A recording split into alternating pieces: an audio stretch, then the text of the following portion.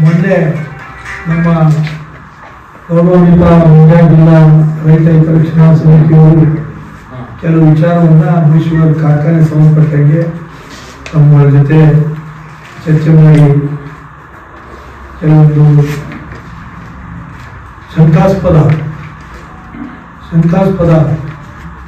ಭಾವನೆಗಳನ್ನು ವ್ಯಕ್ತಪಡಿಸಿದ್ದಾರೆ. ಅದಕ್ಕೆ ಸಂಬಂಧಪಟ್ಟಂಗೆ ನಾವು ಸ್ಪಷ್ಟೀಕರಣ ಕೊಡ್ತೀವಿ.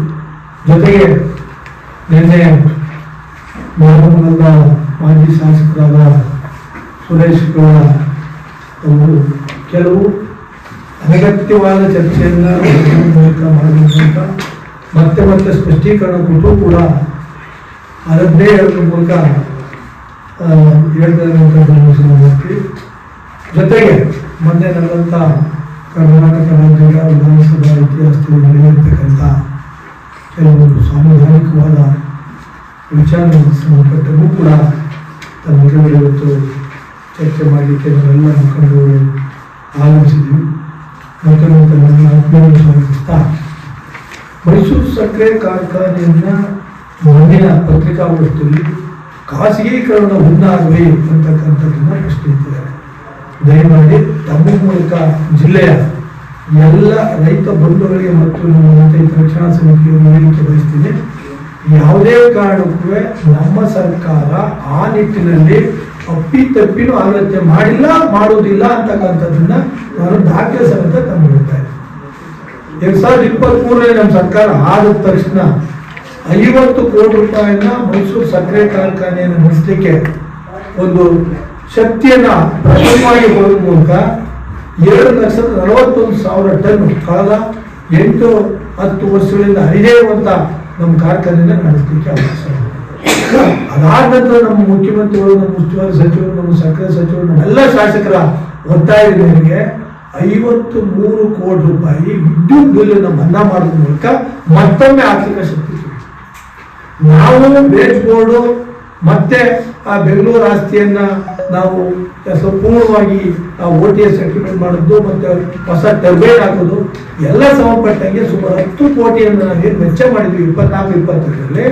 25-26ಕ್ಕೆ ಮತ್ತೆ 10 ಕೋಟಿಯನ್ನ ವರ್ಕಿಂಗ್ ಕ್ಯಾಪಿಟಲ್ ಕೊಡೋದ್ರ ಮೂಲಕ ನಮ್ಮ ಸರ್ಕಾರ ಆರ್ಥಿಕ ಶಕ್ತಿಯನ್ನು ಇದಕ್ಕೆ ಪೂರಕವಾಗಿ ಮೈಸೂರು ಸಕ್ಕರೆ ಕಾರ್ಖಾನೆ ಇತಿಹಾಸದಲ್ಲಿ ಕಳೆದ 2 ವರ್ಷಗಳಿಂದ ದಾಖಲೆಯ ಪ್ರಮಾಣದಲ್ಲಿ ಅಭಿವೃದ್ಧಿ ಕಾರ್ಯಕ್ರಮವನ್ನ ನಮ್ಮ ಜೊತೆ ಪದೇ ಚರ್ಚೆ ಮಾಡಿ ನಾನು ಮಾಹಿತಿ ಕೊಟ್ಟಿರ್ತಕ್ಕಂಥದ್ದನ್ನ ಅವರು ಕೂಡ ಮಾಧ್ಯಮದ ಮೂಲಕ ಸುಮಾರು 27 ಎಕರೆ ಈಗಾಗಲೇ ಅಂತಿಮ ಘಟ್ಟಕ್ಕೆ ಬಂದು ಅದನ್ನು ವಶಪಡಿಸ್ಕೊಳ್ತಕ್ಕಂಥ ನಿಟ್ಟಿನಲ್ಲಿ ನಾವು ಕಾನೂನು ಹೋರಾಟಕ್ಕೆ ತಮ್ಮೆಲ್ಲ ಮಾಹಿತಿ ಬಹಳ ಮುಖ್ಯವಾಗಿ 120 ಕೋಟಿ ರೂಪಾಯಿ ನಮ್ಮ ಅಟ್ಯಾಚ್ಮೆಂಟ್ ಬಂದಿತ್ತು ಬೆಂಗಳೂರು ಆಸ್ತಿನ ಆದಾಯ ತೆರಿಗೆ. ಅದನ್ನು ಕಾನೂನು ಹೋರಾಟ ಮಾಡಿ ಅದನ್ನು ಬೇಅಪ್ ಮಾಡಿ ಈಗ ನಾವು ಆದಾಯ ತೆರಿಗೆಯಿಂದ ಮುಕ್ತರಾಗಿದ್ದೀವಿ. ಎಲ್ಲಕ್ಕಿಂತ ಮುಖ್ಯವಾಗಿ ತಾವು ಹಲವಾರು ಬಾರಿ ಒತ್ತಾಯ ಮಾಡಿದೆ ನಾಗರಾಜನಪ್ಪ ನಮ್ಮ ಪ್ರಕಾರ ಏನಾಯ್ತು ಅಂತ. ಈಗ ನಮ್ಮ CNA ಸೆಕ್ರೆಟರಿ ಅವರು ನಮ್ಮ ವ್ಯವಸ್ಥಾಪಕ ನಿರ್ದೇಶಕರ ಮೂಲಕ DC ಅವರಿಗೆ ವಸೂಲಾತಿ ಸಂಬಂಧಪಟ್ಟಂಗೆ ಕ್ರಮ ತಗೊಳ್ಳಬೇಕು ಅಂತಕ್ಕಂಥದ್ದನ್ನ ನಮಗಾಗಲೇ ಗೊತ್ತಾಗಿದೆ. ಈ ಎಲ್ಲ ವಿಚಾರಗಳನ್ನ ನಾವು ನೋಡಿದಾಗ ಸಕ್ಕರೆ ಕಾರ್ಖಾನೆ ಇತಿಹಾಸ ಸುಮಾರು ನಮ್ಮ ಸರ್ಕಾರ ಕೊಟ್ಟಿರ್ತಕ್ಕಂಥ 150 ಕೋಟಿ, ನಾವು ಆರ್ಥಿಕ ಶಕ್ತಿ ತುಂಬಿರ್ತಕ್ಕಂಥ 200 ಕೋಟಿ, ಕೇವಲ 7 ವರ್ಷದಲ್ಲಿ ಸುಮಾರು 400 ಕೋಟಿಗೂ ಹೆಚ್ಚು ಆರ್ಥಿಕ ಶಕ್ತಿಯನ್ನ ಮೈಸೂರು ಸಕ್ಕರೆ ಕಾರ್ಖಾನೆ ಇಷ್ಟೆಲ್ಲವನ್ನೂ ಕಣ್ಮುಂದೆ ಇಟ್ಕೊಂಡು ನಮ್ಮ ಆತ್ಮೀಯರು ಅದ್ಯಾಕ ರೀತಿ ಹೇಳಿದ್ರು. ಅದ್ರ ಜೊತೆಗೆ ಬಹುಶಃ ಕಡೆ ಪೇಜಲ್ಲಿ ನೋಡಿ, ಬಹುಶಃ ಈ ತಿಂಗಳೇ ಅಂತಿಮ ಆಗುವುದು ಅನ್ಕೊಂಡಿದ್ದೀವಿ.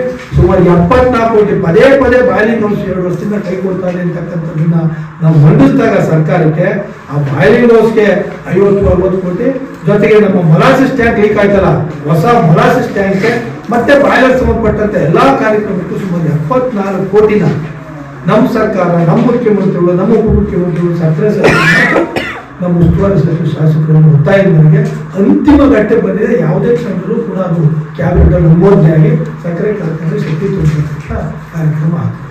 ಇಷ್ಟೆಲ್ಲ ಅಭಿವೃದ್ಧಿ ಕಾರ್ಯಕ್ರಮಗಳನ್ನು ಮಾಡಿಕೊಂಡು ನಾವು ರೈತರ ಹಿತವನ್ನ ನಾವು ಕಾಪಾಡ್ತಾ ಇರುವಂಥ ಸಂದರ್ಭದಲ್ಲಿ ಯಾವುದೇ ಕಾರಣಕ್ಕೂ ಮೈಸೂರನ್ನ ನಮ್ಮ ಕಾಂಗ್ರೆಸ್ ಸರ್ಕಾರ ನಮ್ಮ ನಾಯಕರ ನೇತೃತ್ವದಲ್ಲಿ ಖಾಸಗೀಕರಣದ ಪ್ರಶ್ನೆನೇ ಉದ್ಭವಿಸುವುದಿಲ್ಲ. ಸಮರ್ಥವಾಗಿ 26-27ನೇ ಸಾಲಿನಲ್ಲಿ ಸುಮಾರು 5,80,000 ಒಪ್ಪಿಗೆ ಆಗಿದೆ. ಮೈಸೂರು ಸಕ್ಕರೆ ಕಾರ್ಖಾನೆ 12 ವರ್ಷಗಳ ಇತಿಹಾಸದಲ್ಲಿ 5,80,000 ಟನ್ ನಮ್ಮ ರೈತ ಬಂಧುಗಳು ನಾವು ಸಕ್ಕರೆ ಕಾರ್ಮಿಕ ಕಬ್ಬನ್ನು ಸರಬರಾಜು ಮಾಡ್ತೀವಿ ಅಂತ 26-27 ಕೂಡ ಮಾಡ್ತೀವಿ.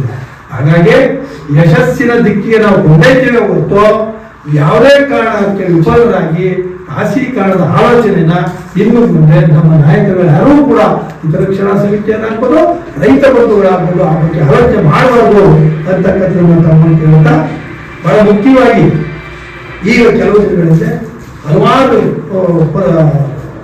ಒಂದು ಮನವಿ ಮೂಲಕ ನಮ್ಮ ಸಕ್ಕರೆ ಕಾರ್ಖಾನೆ ಇಲಾಖೆಗೆ ಸಂಬಂಧಪಟ್ಟಂತ ಪತ್ರ ಕೊಟ್ಟು ಬಂದ್ಬಿಟ್ಟು ನಮ್ಮ ಸರ್ಕಾರ ನಮ್ಮ ಮೈಸೂರು ಸಂಬಂಧಪಟ್ಟಂಗೆ ತನಿಖೆಯೂ ಕೂಡ ಮಾಡಲಿಕ್ಕೆ ಅದನ್ನು ಕೂಡ ನಾವು ಆತ್ಮೀಯವಾಗಿ ಭಾಗವಹಿಸ್ತೀವಿ. ಈಗಿರ್ತಕ್ಕಂಥ ಪ್ರಶ್ನೆಗಳೆಲ್ಲವೂ ಕೊಟ್ಟಿದ್ದೀವಿ.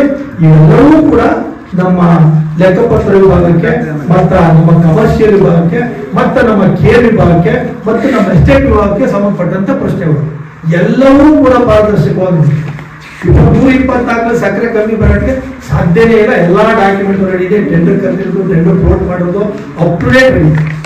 ಮತ್ತೆ ಮೀಸಲಾತಿನ ಅನ್ವಯಿಸಿಲ್ಲ ಅಂದ್ರೆ ಪ್ರತಿಯೊಂದು ಕೂಡ ನಾವು ರೋಸ್ಟು ಪ್ರಕಾರ ಮಾಡಿದ್ವಿ. ನಾವು ಆ ವಿಚಾರಕ್ಕೆ ಹೋದ್ರೆ ನಾನು ವೈಯಕ್ತಿಕವಾಗಿ ತಮ್ಗೆ ಹೇಳೋದಾದ್ರೆ ನನ್ನ PS ಗಳು ಕೂಡ ಆ ಮೀಸಲಾತಿಯ ಮೇಲೆ ನನಗೆ ಕೇಳಿದ್ರು.